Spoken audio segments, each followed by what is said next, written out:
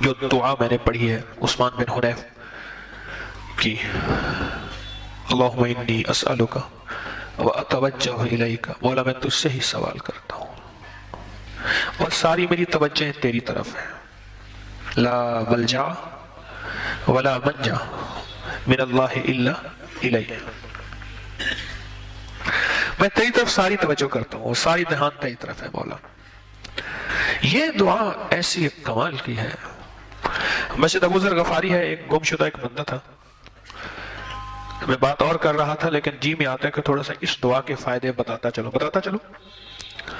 میں آ رہا تھا تو مجھے ایک دم ملا، اس کا حال برا، مجھے یاد ہے اس کی نمکوں کی دکان تھی، ڈرائی فروٹس کی دکان تھی۔ ایک وقت یہ تھا کہ ریڑی پہ تام چینی کے ہوتے تھے تھال، ایسے تام چینی سمجھتے ہیں؟ لوہے کا برتن آئے تھے پہلے ہمارے ہاں، جب ہم تانبے اور پیتل سے نئے نئے نکل کے ماڈرن لائف میں آئے تھے تو ایک ہمارے ہاں پلیٹیں آئی تھی تام چینی کی، لوہے کی تھالی پہ روغن ہوا ہوتا تھا، اس کو تام چینی کہتے تھے۔ اس کے تھال تھے، ان تھالوں کو وہ سجا کے ریڑی پہ تو چلتے چلتے بیچتا تھا، کوئی آگے کھڑا نہیں ہونے دیتا تھا۔ نمکو پھر کچھ مالدار ہو گیا، پھر اس نے دکان بنا لی اور اس کی دکان کو بہت عروج ہوا،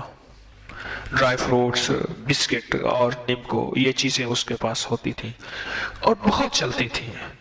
پھر تلک الایام نداولها بین الناس، قدرت کا نظام زوال آیا اور ایسا آیا کہ بیچارہ عرب نکل گیا۔ یہ اس کا میں نے پس منظر عرض کیا ہے واقعے کے سمجھنے میں آپ کو پتہ چلے۔ تو مسجد ابو ذر غفاری میں ایک گم شدہ بندے کو کہیں اس کی بلڈنگ میں چھوڑ کے آ رہا تھا تو وہ سامنے آیا، مجھے دیکھ کے ایک دم ہائے نکلی اور میرے گلے لگا اور رو پڑا، بلک بلک کے رویا، سسک سسک کے رویا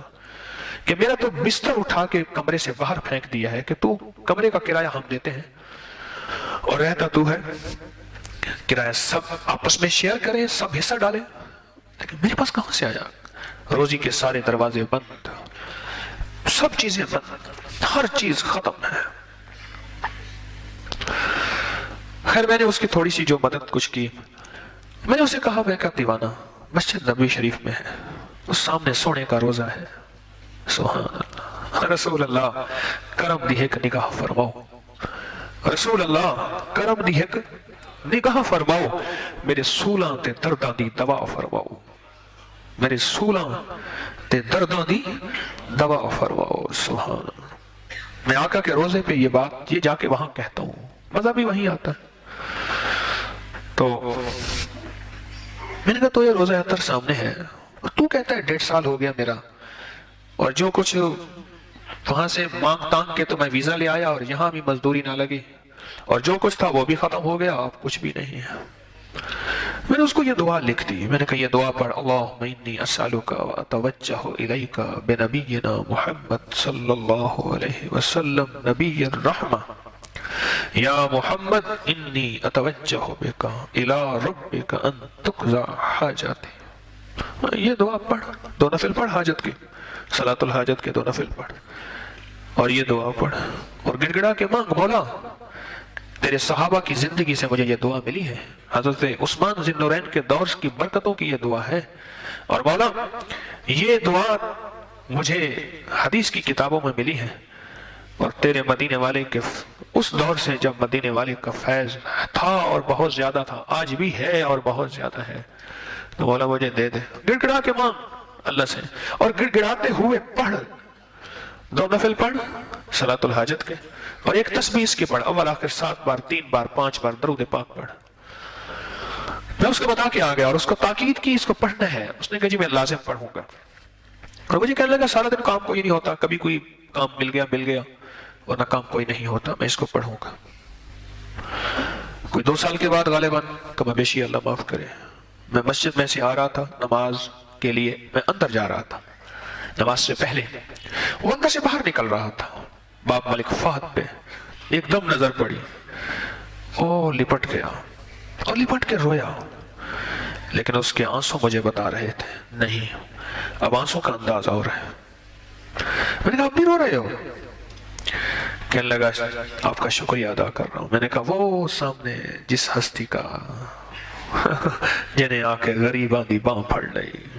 سبحان اللہ، ہائے ہائے، جنہیں آ کے غریباں دی باں پھڑ لئی، ان کا شکریہ ادا کر جا کے گئے کہ نہیں، میں کہ چل چلتے ہیں شکریہ ادا کرنے۔ میں گیا تو ادھر سے جگہ مل گئی آپ کے عائشہ صدیقہ رضی اللہ تعالیٰ عنہ کے حجرہ مبارک میں اصحاب صفہ کی طرف سے،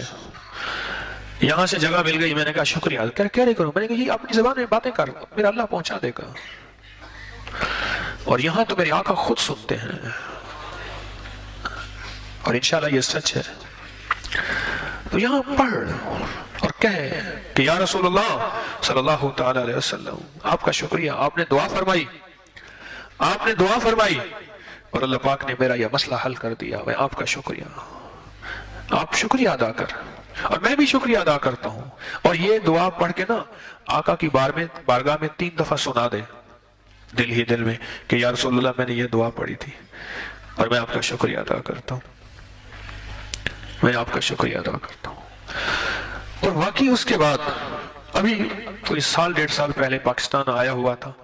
ملاقات ہوئی تو مجھے ڈھونڈتا ڈھونڈتا ایک جگہ پہنچا، تو وہاں آیا بہت خوشحال، کہنے لگے آپ تو جو میرے پاس انڈین، پاکستانی، بنگلہ دیشی، یمنی جو ہے مارا ہوا آتا ہے نا، تو میں اس کو کہتا ہوں یہ دعا یاد کر، 1.5 سال میں نے دھکے کھائے ہیں، میرا بستر اٹھا کے پھینک دیا تھا، اور میں بے بس ہو گیا تھا، اور میں بے حیثیت ہو گیا تھا، اس دعا کو میں یاد کراتا ہوں اور پھر ان کو پڑھاتا ہوں۔ اور کہا کہ کوئی بدقسمتی ہوگا جو مسجد نبوی شریف میں آ کے، آقا کے روضہ اطہر کے سامنے اور اللہ کے گھر میں آ کے کوئی بے فیض اور بے سہارا رہا ہو، ورنہ آج تک کوئی ایسا نہیں ملا جس نے یہ دعا پڑھی ہو۔ اور اس کا حوالہ میں نے دیا ہے کہ فضائل حج میں حضرت شیخ الحدیث رحمۃ اللہ علیہ نے یہ دعا لکھی ہے، موجود ہے اس کا حوالہ، اور یہ دعا جس نے پڑھی اور اس کا کام نہ بنا ہو، اس کا میں 2006 میں بتائی تھی۔ سامنے میرے ایک صاحب بیٹھے اللہ والے، کہتے 2006 میں میں نے بتائی تھی، آج میں رنگ و رنگ ہو گیا ہوں۔ جب بے بسی بہت زیادہ اعلان کر دے اور آپ کی بے بسی حد سے زیادہ بڑھ جائے، پھر دائیں بائیں تلاش کریں، کوئی ساتھی ہے، کوئی سہارا ہے۔ ایک وقت آتا ہے وہ کہتے ہیں چچڑ بھی چھوڑ جاتے ہیں، سب ساتھی چھوڑ جاتے ہیں۔